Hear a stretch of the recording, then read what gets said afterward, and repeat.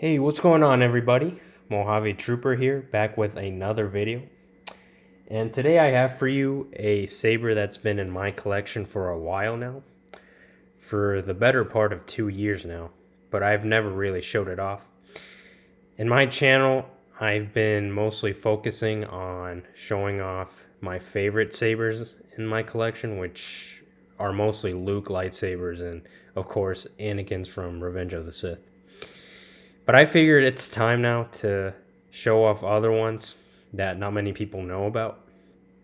I'm not sure about this one, if it's very well known, but this is the Roman Props Inception Elite. It is a Revenge of the Sith Obi-Wan lightsaber, as you can see. In my opinion, it is the best one that you can get right now, the most accurate Obi-Wan lightsaber from Revenge of the Sith that you can get. And the reason for that is because it's just the best one that is available that you can currently buy from a store. Of course, there's other ones like the High Ground Elite, which was pretty popular back in the day. It was considered the most accurate just because it was based on a prop store auction, and it included 3 different types of necks. Right now I have it in this configuration, but it also includes a brown neck.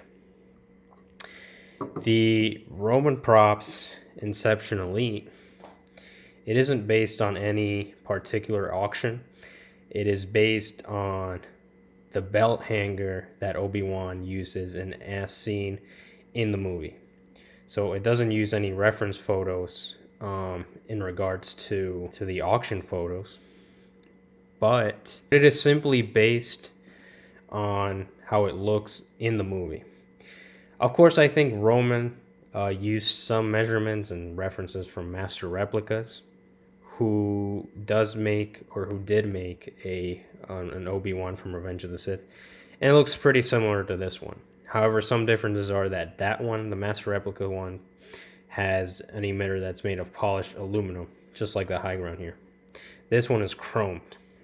And this is correct because the prop store auction, the number 373, it looks just like this one, with the type of neck, with the brass neck and then copper. And the emitter is not polished aluminum like everybody thought. It is chromed. So that's why this one is considered to be the most accurate too, because when that auction came out, everybody thought, maybe the High Ground is still the most accurate, but in reality it turns out that this one is, just because it was a belt hanger used.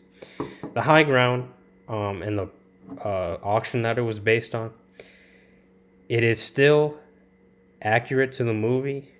That brown neck variant was still used in the movie, but only for one shot, which was the Force gag scene where they're fighting in Mustafar. But this one's still pretty nice in that it has all 3 types of necks. So it is definitely one of my favorites. This one right here is installed with electronics right now. It's installed with a Profi. I wanted to talk some about the differences between the 2 hilts. Obviously, the first one that everybody can see is a neck.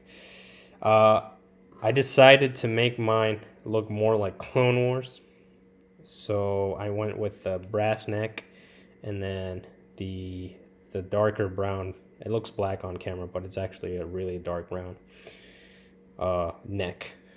So this one, I wanted it to look more like Clone Wars.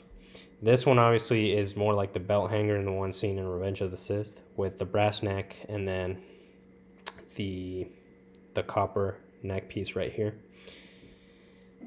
And then the other difference is the emitter. This one is polished aluminum like the master replicas and the brown neck variant.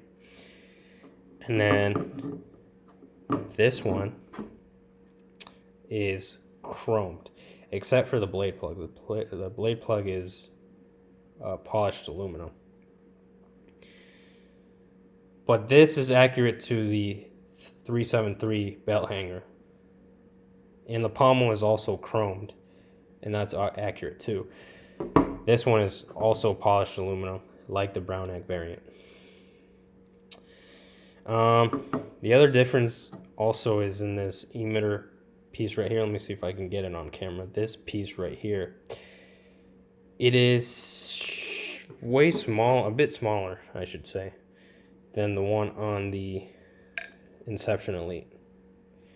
I don't know if we can see that right there. Like, this one is just a bit longer, and this is more accurate. So that's one of the differences right there. The retention screw for this one is hidden under here. See if I can get it. You can see it right there. That's the retention screw hole right there. The Inception Elite, it is not hidden. It is very visible right there, which is fine. I mean, depending on who you ask, I don't really mind. Mostly when I have it on display, it's going to be like something like that, where it isn't visible. So, but that's one of the things I prefer about the high ground. Just that the retention screw is hidden. The other major difference is here in this grenade section. The Inception Elite is correct in that it's a bit, I guess, slanted, if you can call it that. This one right here is a bit shorter. This is longer. So I'm really trying to see if you can capture that there. Not sure what happened here. I mean, obviously it isn't very noticeable, but I did notice that when comparing the two. This would be more accurate. And then in terms of length, they are about the same. At some point, I thought the Inception Elite was just a bit taller than or longer than the high ground, but they are just about the same. Now looking at it. But yeah, I just wanted to talk a little bit more about the differences between the Inception Elite and the high ground. Since the high ground, back in the day, was considered the most accurate, the best Obi-Wan lightsaber from Revenge of the Sith you can get. The problem is that the high ground is no longer available.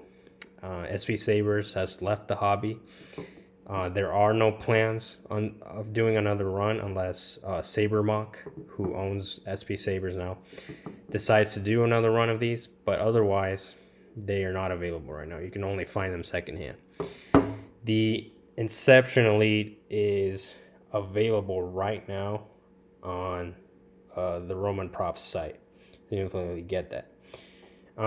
It is a bit pricey. I believe the hilt itself is around $300 empty.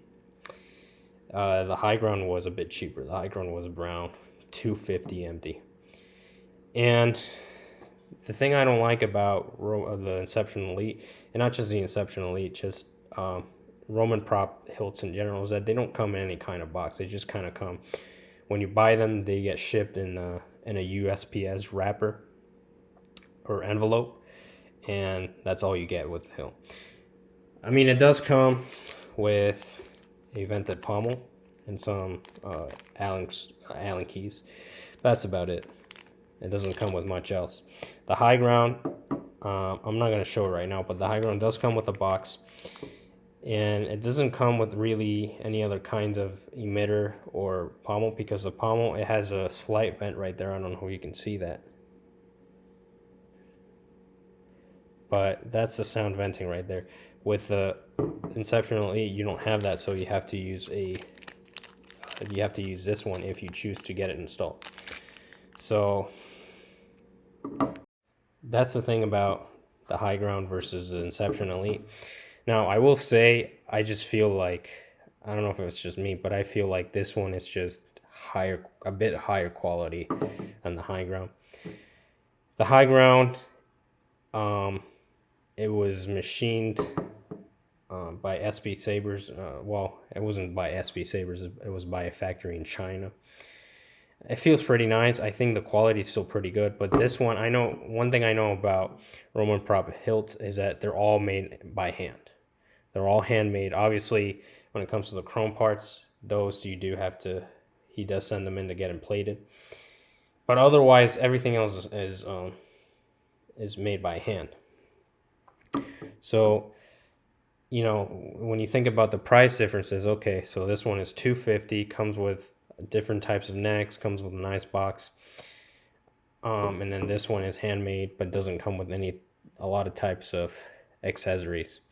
So it's kind of a trade-off. I mean, the other thing I will say is that the high ground, it has a steel reinforcement in the neck, which some people prefer. This one does not. I think these are just, I mean, this is copper, but I don't know how that holds up against steel.